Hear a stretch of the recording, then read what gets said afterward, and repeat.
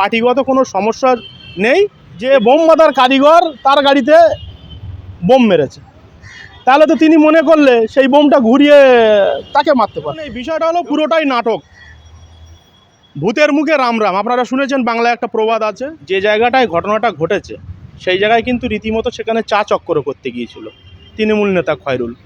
এর আগেও কিন্তু ওই জায়গায় আমি একটা চা চক্কর করেছিলাম, ওই যে দক্ষিণ গাজীপুর পোলেরাট 2 এর যে মোড়ের মাথায় যে চা চক্করটা হচ্ছিল, তাহলে সেখানে কিন্তু আমাদের ওই জায়গাটা মুসলিম অধ্যুষিত এলাকা, এবং সারাদিন মানুষ রোজা রেখে সিয়াম পাঠ করে তারা কিন্তু ইফতার সারার পরে তারাবির জন্য তৈরি হচ্ছিল। তো সেখানে ওই জায়গায় কিন্তু আমার প্রচণ্ড মানুষ ভালোবাসে। তো সেখানে কাল রাত্রে অনেক ফোন কালকে আমার কাছে এসছে, যে দাদা এর আগে তো আপনিও এসেছিলেন চা চক্করে, আমরা সমস্ত গ্রামবাসী আপনার কাছে গিয়ে বসেছিলাম এবং আপনি কি বলেছিলেন সেগুলো আমরা মনোযোগ দিয়ে শুনেছিলাম। তাহলে কিন্তু সেখানে ঘটনাটা কি ঘটেছে আগে দেখতে হবে।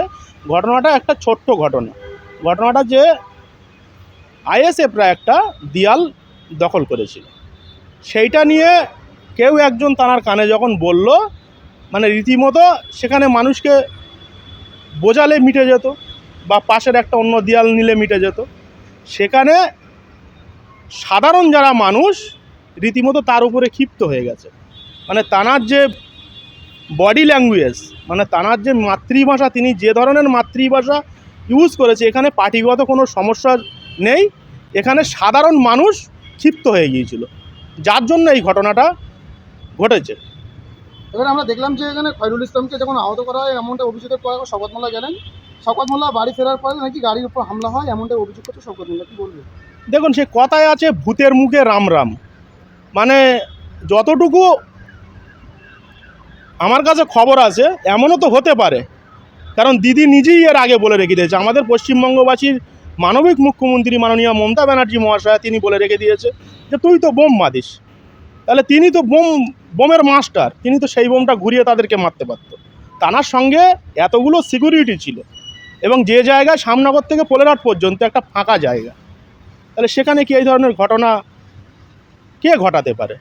সুতরাং তিনি তানার ফুটেজ খাওয়ার জন্য, একমাত্র তিনি সংবাদ মাধ্যমে টিকে থাকার জন্য, তানার যে আচার আচরণ দেখে যে আমরা সবাই তৃণমূল কংগ্রেস দল আমরা সবাই করি, যে আমরা তানার বিরুদ্ধে প্রতিবাদ করছি। সেখানে গত কয়েকদিন আগে দেখলেন আপনারা কাইজারদাও প্রতিবাদ করলো, তাহলে সেখানে তানার সংবাদ মাধ্যমে টিকে থাকার জন্য হয়তো তানার কোনো ইচ্ছা আছে যে আমার আরও কিছু সিকিউরিটি দেওয়া হোক, যার জন্য এই ধরনের ঘটনা ঘটাচ্ছে। তিনি ভাঙড়ে আসা বন্ধ হয়ে গেলে ভাঙড়বাসী স্বস্তির নিঃশ্বাস ফিরে পাবে, এবং বারবার এই বহিরাগতরা এসে ভাঙড়কে বদনামের চক্রান্ত করছে। কাইজার আহমেদ তৃণমূলের দাপটের নেতা ছিলেন, থানার উপরে একবারে খুন করার অভিযোগ শওকত মোল্লার বিরুদ্ধে একেবারে থানায় একটা মেল করে জানায়, কি বলবে? দেখুন, সে ক্যানিং থেকে আসা হারমাত তার তো পেশা। এর আগেও আমাকে তো দলীয় সূত্রে আজ থেকে 10 দিন আগে বলে দিয়েছে যে তুমিও খুব সাবধান থাকবে, কারণ ঝাড়খণ্ড থেকে 18 জন সুপারি কিলার আনা হয়েছে। তাহলে সেই যে সুপারি কিলারগুলো আনছে কাদের জন্য? ভাঙড় আজকের কোন জায়গায় ছিল আর আজকের কোন জায়গায়, বিগত কোন দিনে কোন জায়গায় ছিল আর আজকের কোন জায়গায় দাঁড়িয়ে আছে? গোটা পশ্চিমবঙ্গে 294টা বিধানসভা আছে, এত মিটিং মিছিল কোনো বিধানসভায় হয়?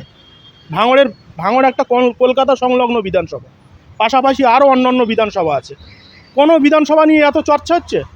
সুতরাং ভাঙড়বাসী একটা যোগ্য নেতৃত্বের অপেক্ষা করছে। ভাঙড় থেকে তৃণমূল কংগ্রেস জিতবে, কিন্তু কোনো দূরে থেকে এসে যারা প্রকৃত দালাল, বিজেপি ও আইএসএফের দালাল, যারা সিপিএম থেকে এসে ভাবছে যে আমরা ভাঙড়ে আমরা সব উড়ে এসে চিল জুড়ে বসেছি, এটা সম্পূর্ণ ভুল। ভাঙড় তৃণমূল কংগ্রেস জিতবে, যোগ্য ভূমিপুত্রদের দ্বারা জিতবে। কোনো সেই ক্যানিং থেকে কোনো হারমা দেশে আসবে আর ভাঙড়ের মানুষ মেনে নেবে, এটা কখনো না। আমরা দেখলাম যে একেবারে 26 বিধানসভা ভোটের আগে সিপিএম থেকে একটা দাপটের নেতা তিনি কিন্তু জয়েন করলেন অভিষেকের হাত ধরে, কি বলবে? দেখুন, তিনি প্রতিকুর রহমান যিনি যোগদান করেছে, তিনি বিরোধিতা করে বুঝতে পেরেছে যে এই বামফ্রন্ট সরকার বা বামফ্রন্ট দল যারা বিগত দিনে সরকারে ছিল তারা এখন বিজেপির হয়ে কাজ করছে। সুতরাং বিজেপিকে পরাস্ত করতে গেলে যে তৃণমূলের জোড়া প্রতীক, তানার যে ভরসা, যার জন্য প্রতিকুর রহমান তৃণমূলের 2 প্রতীককে বেছে নিয়েছে, এতে আমরা অত্যন্ত খুশি এবং আনন্দের একটা বিষয়।